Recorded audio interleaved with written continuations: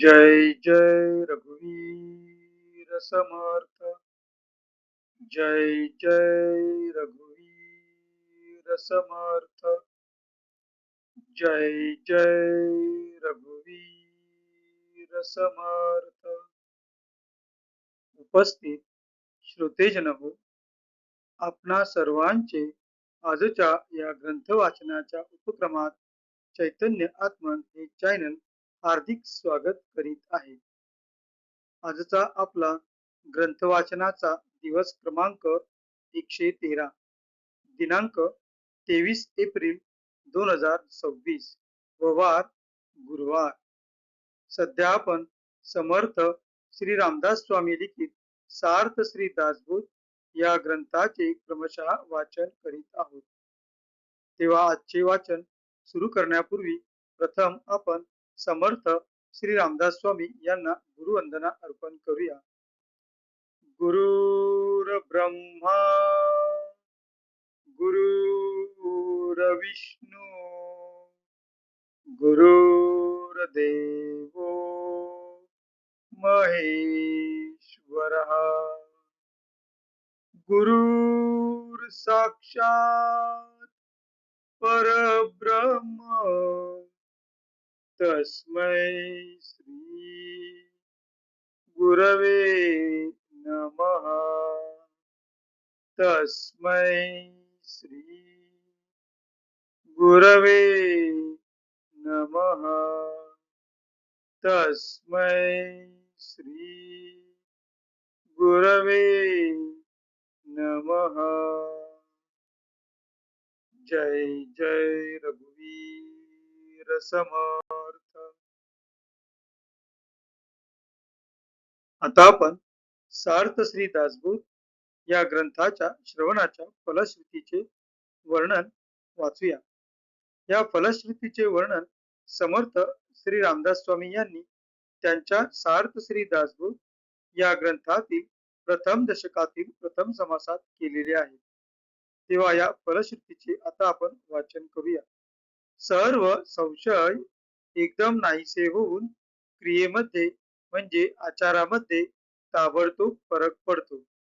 येथे समर्थ श्री रामदास स्वामी आपणास सांगू इच्छित आहेत की जो कोणी व्यक्ती सार्थ श्री दासबोध या ग्रंथाचे नित्य नियमाने वाचन किंवा श्रवण करील त्या व्यक्तीच्या आचरणामध्ये ताबडतोब फरक पडतो। सायुज्य मुक्तीचे रहस्य कळून येऊन तिच्या प्राप्तीचा सुलभ मार्ग सापडतो। दुसऱ्या बिकट साधनांचे कारण पडत नाही।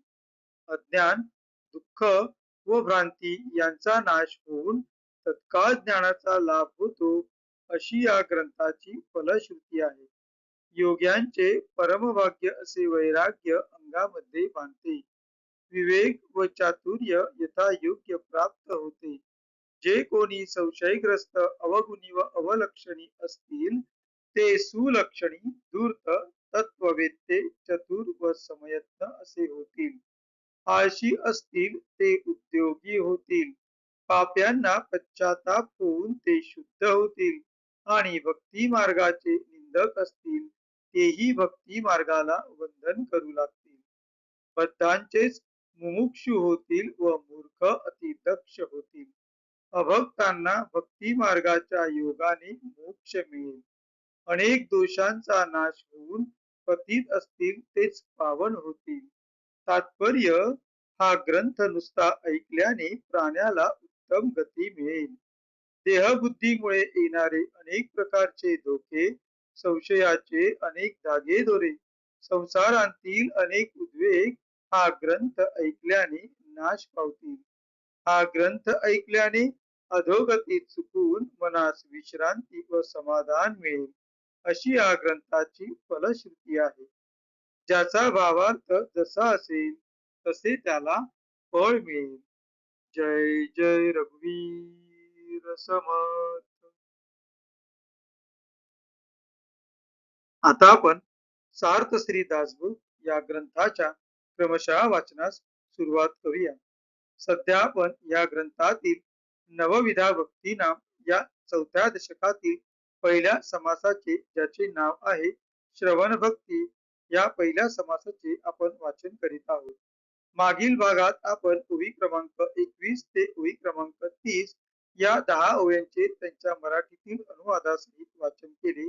आज आपण पुढील 31 ओवी क्रमांक 31 ते ओवी क्रमांक 35 ओवी क्रमांक 35 ही या पहिल्या समासातील शेवटची ओवी आहे. त्यामुळे आजचे वाचन आपले ओवी क्रमांक 35 पर्यंत होईल. तर आजच्या वाचनास आपण आता सुरुवात करूया. आपणा समोर जे पृष्ठ दिसत आहे त्या पृष्ठातील शेवटून 5वी ओळ 30 या अंकानंतर सगुणाची या शब्दांनी सुरू होते. तर तेथूनच आपण आजच्या वाचनास सुरुवात करूया. सगुणाची चरित्रे ऐकावी, का ते निर्गुण अध्यात्मे शोधावी, श्रवण भक्तीची जाणावी, लक्षणे ऐसी.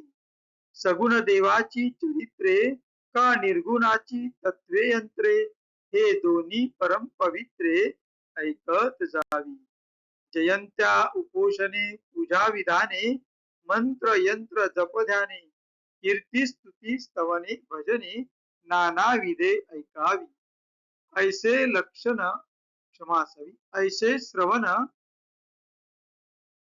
सगुणाचे, अध्यात्म निरूपण निर्गुणाचे, विभक्ती सांडून भक्तीचे मूळ शोधावे. श्रवण भक्तीचे निरूपण निरोपिले असे जाण, पुढे कीर्तन भजनाचे लक्षण बोलिले असे. इति श्री दास बोधे गुरु शिष्य संवादे श्रवण भक्ती निरूपण नाम समास प्रथम. जय जय रघुवीर समर्थ. इथे 4थ्या दशकातील पहिला समास समाप्त होतो आहे. तर आता आपण या 5 ओव्यांचे मराठीतील अर्थ जाणून घेऊया. आपणासमोर जे पृष्ठ दिसत आहे त्या पृष्ठातील शेवटून 4थी ओळ 31 या अंकाने सुरू होते. सगुण स्वरूपाची चरित्रे या शब्दांनी. तर तेथूनच आपण आजच्या मराठीतील अनुवादाच्या वाचनास सुरुवात करूया.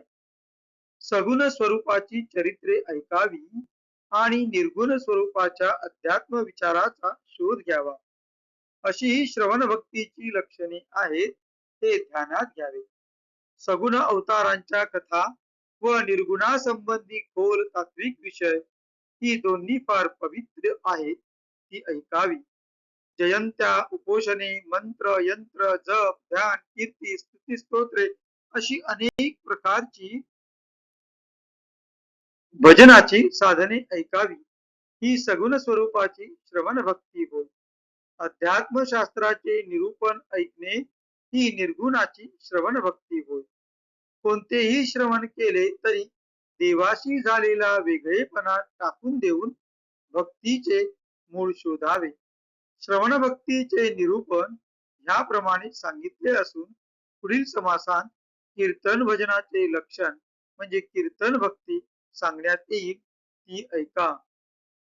इथे पहिला समास 4थ्या दशकातील पहिला समास समाप्त होतो आहे. पुढील वाचन आपण पुढील भागात पाहूया.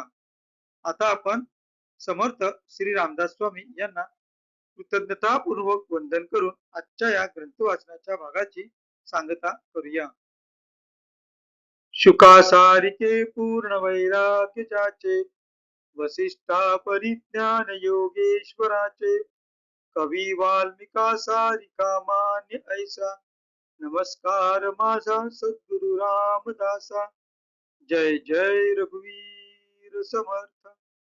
उपस्थित सर्व श्रोतेजन हो, आपण सर्वांनी अगदी मनःपूर्वक या ग्रंथाच्या या भागाचे श्रवण केल्याबद्दल आपले खूप खूप आभार. आपणा सर्वांना अनेक अनेक धन्यवाद. भेटू पुढल्या भागात. जय जय रघुवीर समर्थ.